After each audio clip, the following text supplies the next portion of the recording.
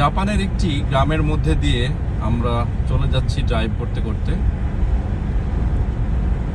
দুই দিকে দেখছেন ধান ক্ষেত, ছোট ছোট বাড়ি, সবকিছু অনেক বেশি পরিপাটি।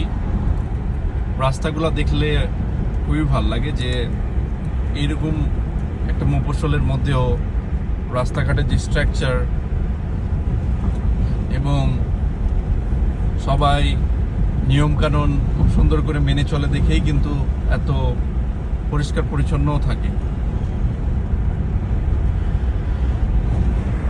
ওইদিকে দেখা যায় পাহাড়, আর রাস্তার দুই দিকের এইগুলো দেখে আমার বাংলাদেশের সরিষা ক্ষেতের কথা মনে পড়ে গেল।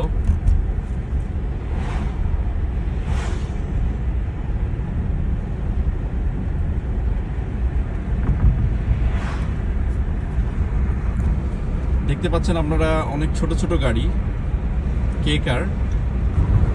এই কারগুলো কিন্তু বেশি চলে। এই যে দেখেন হলুদ নাম্বার প্লেটের যত গাড়ি আছে এগুলো হচ্ছে কে কার। এগুলো চালানোর একটা আলাদা মজা আছে, সেটা হচ্ছে যে আপনার অনেক ইকোনমিক্যাল, মানে আপনার পেট্রোল খরচ খুবই কম, আর গাড়ি যেহেতু ছোট যেখানে সেখানে ঢুকিয়ে দেওয়া যায় খুব ইজিলি। আর আপনারা জানেন জাপানে অনেক বয়স্ক লোকজন গাড়ি চালায় এবং মহিলারাও গাড়ি চালায়, তো সবার আসলে কনফিডেন্স থাকে না মানে বড় গাড়িগুলো চালানোর। তো ছোট গাড়িগুলো যেটা হয় যে ইজি টু হ্যান্ডেল, সো ওরা ছোট গাড়িগুলো প্রিফার করে।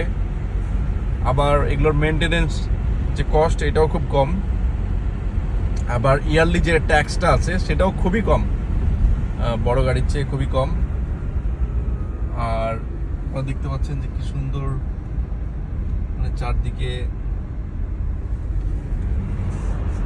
এগুলো কিন্তু ফলের বাগান, এখন ফল নাই সম্ভবত। এই যে এই বাগানগুলো এগুলো কমলার, এগুলো হচ্ছে কমলার বাগান। ছবির মতো সুন্দর রাস্তাঘাট, আর একে বেঁকে চলেছে, ওইদিকে পাহাড়।